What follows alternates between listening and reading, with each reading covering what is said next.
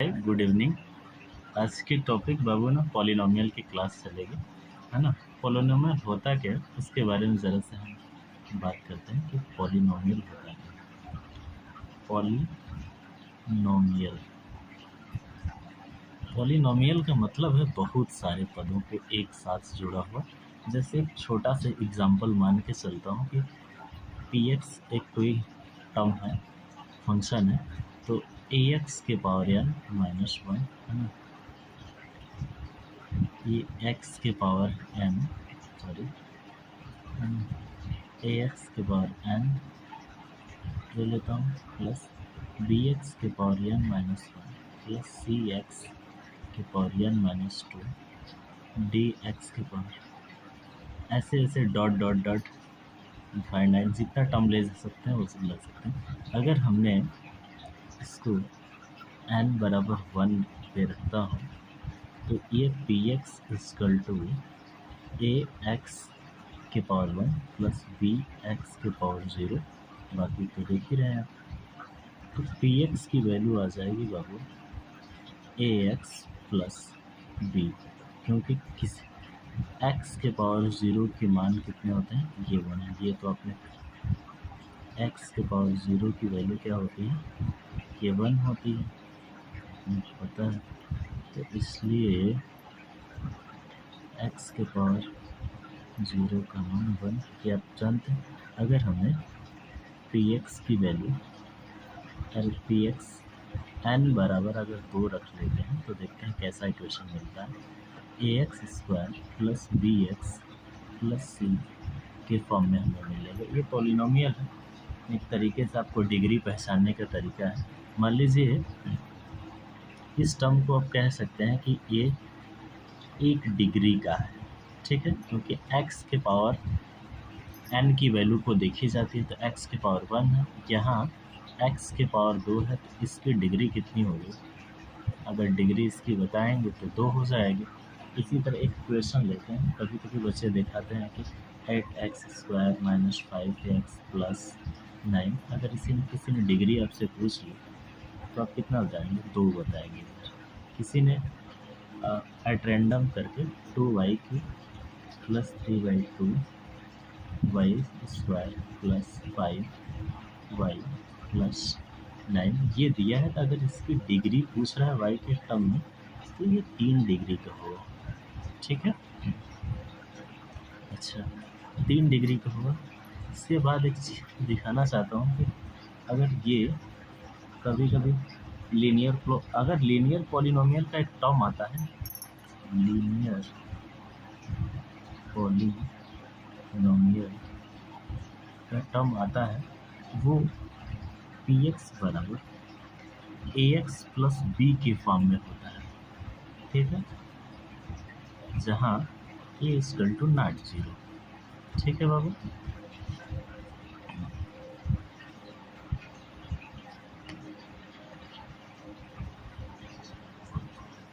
अब हम बताते हैं लीनियर पॉलिनोमियल, हमने आपको बता दिया, क्यूबिक भी बता दे। क्यूबिक में क्या बताते हैं बाबू, क्यूबिक अगर पॉलिनोमियल होगा, क्यूबिक पॉलिनोमियल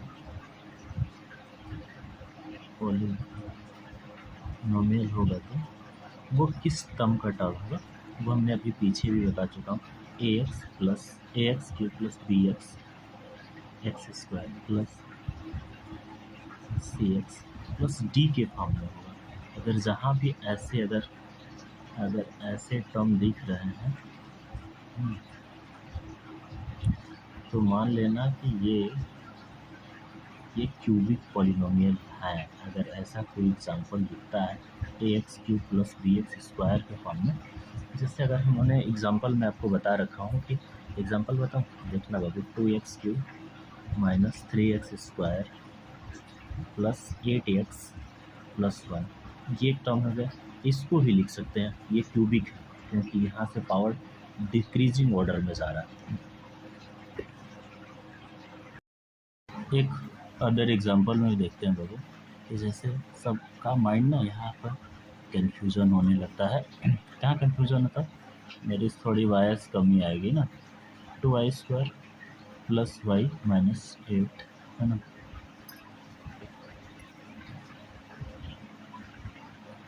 ये यहाँ लिख दिया वाई स्क्वायर 2y² ये +8।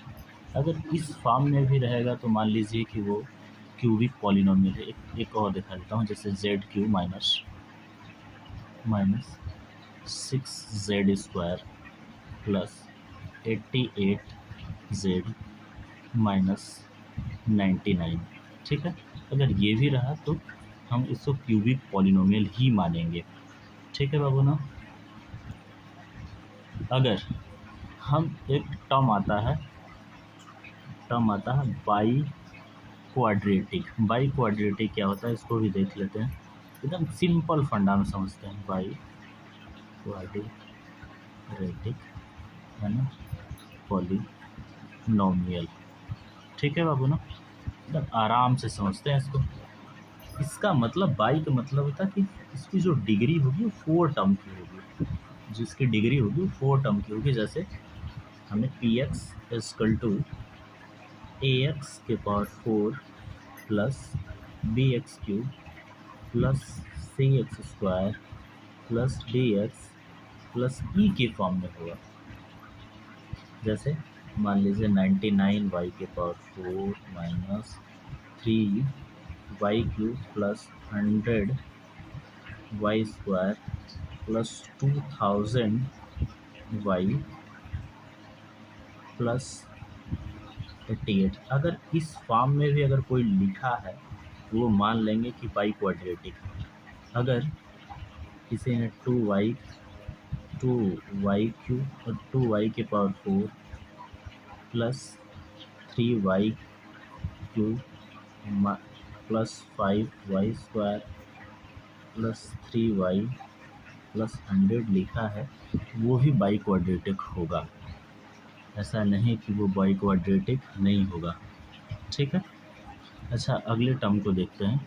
अगला टर्म आता है कि अगर कोई पॉलिनोमियल है उसमें वैल्यू पुट कैसे करेंगे। जैसे वैल्यू पुटिंग कैसे करेंगे इसको बड़ा हर जगह वैल्यू पुटिंग की ध्यान आती है। जैसे मान लिया कि हमने वैल्यू पुटिंग के लिए px ले लिए, टर्म ले लिया हमने px मान लिया, इसको हमारे क्वेश्चन है जैसे x² प्लस 6x प्लस 8 हमने इसको मान लिया। ठीक है। तो बाबू अगर हमने x की वैल्यू 1 रख लेते हैं तो px इसमें देखते हैं कि इसकी इक्वेशन में फाइंड करते हैं तो क्या आता है। एक यहाँ रख लेते हैं, यहाँ रख लेते हैं, इसको यहाँ रख लेते हैं। किसी भी संख्या में अगर 1 का स्क्वायर करेंगे भैया किसी के साथ तो 1 ही आएगा। 1 का मल्टीप्लाई 6 ही होगा, ये 8 होगा, ये 15 आ गया। ठीक। एक अनदर एग्जांपल, जैसे इसको x बराबर -2 पर रखते हैं तो p -2, यहाँ -2 ले लिए बाबू, स्क्वायर कर लिए इसका 6 मल्टीप्लाई -2, ठीक है, प्लस 8। अब क्या आएगा, ये अगर किसी भी संख्या का स्क्वायर कर लेते हैं, देखिए जैसे पेन में चेंज कर लेता हूँ बाबू ना, ठीक है। देखिए जैसे -2 मल्टीप्लाई -2, इसका मतलब हो जाएगा कि +4 आएगा। ठीक है, तो ये +4 आ गया, यहाँ से -12 हो गया, ये 8 होगा, 8 4 12, मतलब इसकी वैल्यू कितनी आ गई, 0। ठीक है, हमने वैल्यू पुटिंग आपको बता दिया। अच्छा, अब एक टर्म आता है बाबू, इसको मिटाते हैं, मिटा के दिखाते हैं कि जीरो पॉलिनोमियल का क्या चीज़ होती है। ठीक है, जीरो पॉलिनोमियल क्या होती है इसको ज़रा बताता हूँ, है ना, कि जीरो पॉलिनोमियल के बारे में जानते हैं। कलर चेंज कर लेता हूँ यहाँ से, ठीक है। ज़ीरो पॉलिनोमियल क्या चीज़ होती है इसके बारे में जानते हैं। लेट px इक्वल टू, मैंने कोई भी एग्जांपल मान लिया कि x² प्लस 2x प्लस 9, ठीक है। तो इस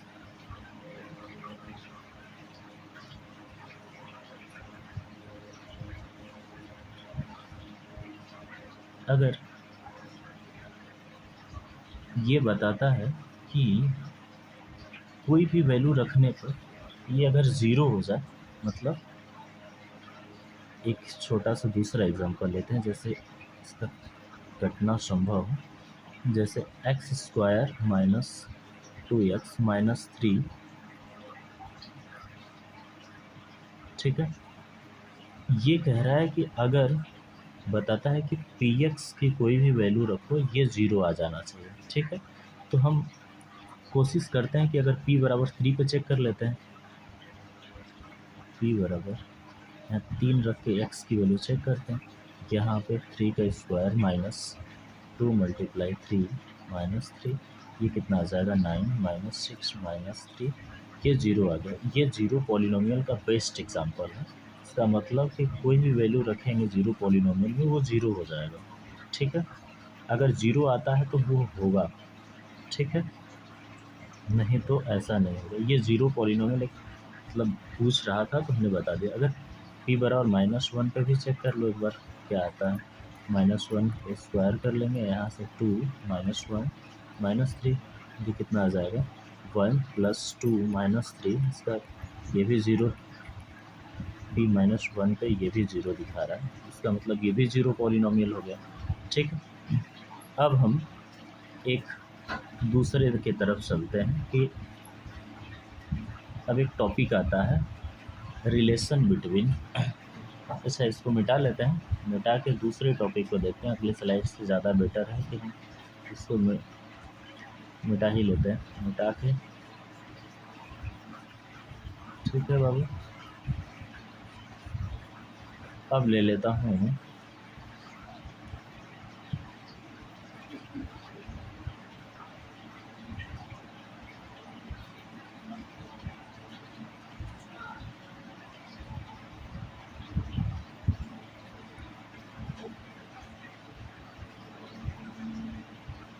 एक तो एन चेंज करना होता है।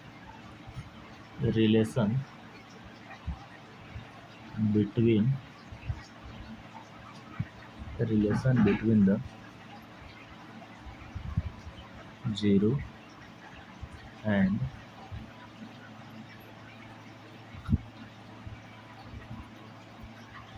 coefficient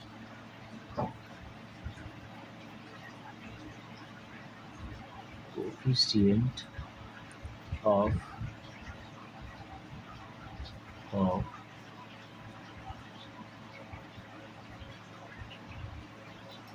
quadratic polynomial। अरे बबुआ, अच्छा ठीक है, मान लेते हैं ना, इसकी बहुत अच्छा टॉपिक है, यही क्वाड्रेटिक में सेम काम करेगा, ठीक है। मान लिए कि एक आपके पास इक्वेशन है पी एक्स इक्वल टू ए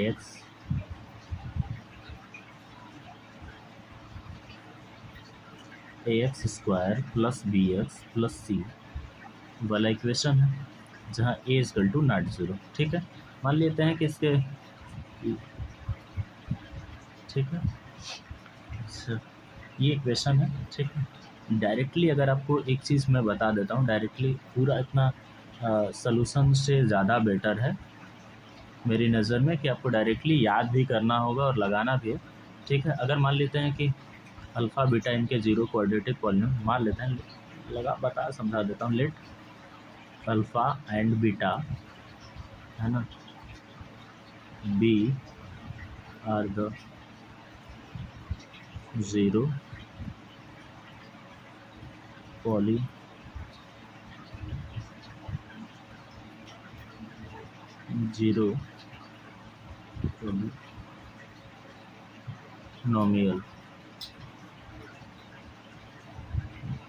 ठीक है। तो क्या करेंगे, लेट यहाँ से लेट एक्स माइनस अल्फ़ा, क्या करेंगे, then X minus alpha X minus beta are, मानेंगे कि आर ये क्या है, फैक्टर है, किसके, फैक्टर ऑफ पी एक्स के, ठीक है। यहाँ लिखेंगे A X square plus B X plus C equal to K, ठीक है, X minus alpha X minus beta where K क्या चीज़ है, वेयर के कांस्टेंट, क्या है बाबू, कांस्टेंट है, ठीक है। इन दोनों का अगर जब मल्टीप्लाई करेंगे देखते हैं, है ना, तो एक्स स्क्वायर, है ना, minus alpha plus beta X alpha into beta आ जाएगा, ठीक ठीक है। यहाँ से क्वेश्चन मिल गए ये चीज़ें। अगर हम एक दूसरे का इसमें मल्टीप्लाई करते हैं ना, इसका K X square minus alpha beta X K plus alpha beta K, ठीक है। यहाँ क्या लिखा हम लोग, A X square plus B X plus C, है ना, ये ले रखा हूँ। अच्छा, स्लाइड को थोड़ा बड़ा कर लेते हैं, ठीक है, ये ले रखा हूँ। अच्छा, तो कंपेयर कर लेते हैं। कंपेयर करने पर पता चलेगा कि कंपेयर कर लेते हैं। अच्छा, कंपेयर करेंगे तो क्या क्या मिलेगा, ए एक्स स्क्वायर बराबर ए एक्स स्क्वायर आएगा, तो यहाँ से के की वैल्यू क्या आ जाएगी, ए आ जाएगी, ठीक।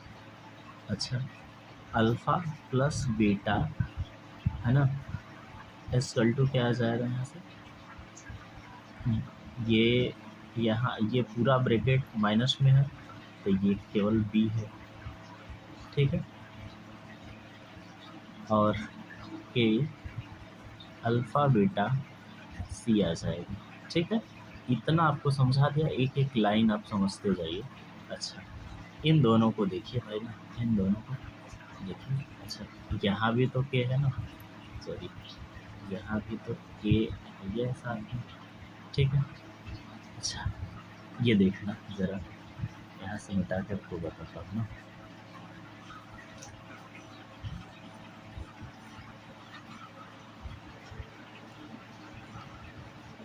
अब के की वैल्यू ए आ गई है तो माइनस अल्फ़ा, ये बीटा ब्रैकेट में, यहाँ के लिख लेंगे, यहाँ बी, अल्फ़ा प्लस बीटा की वैल्यू माइनस बी बाई ए यहाँ से आ गया, और यहाँ से क्या आ जाएगी, alpha into beta equal to C by A.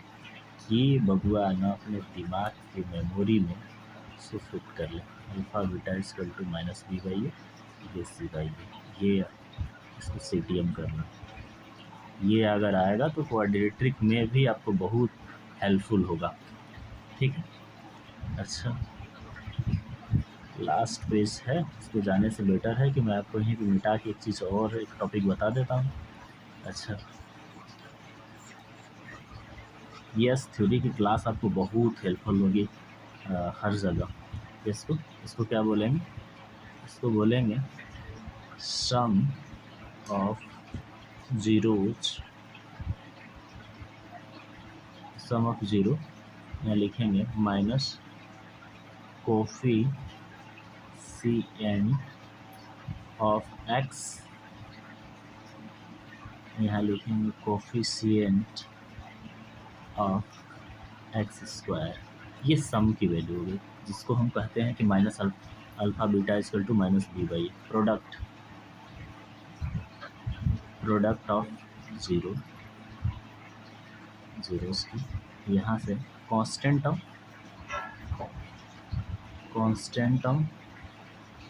Better coefficient of X square, ठीक है। ये दोनों चीज़ें मैंने आपको बता रखी, ठीक है। यहाँ से क्वेश्चन कैसे आएंगे कैसे नहीं आएंगे, ये सारी प्रक्रिया अगले स्लाइड में हम बताने की कोशिश करेंगे, ठीक है।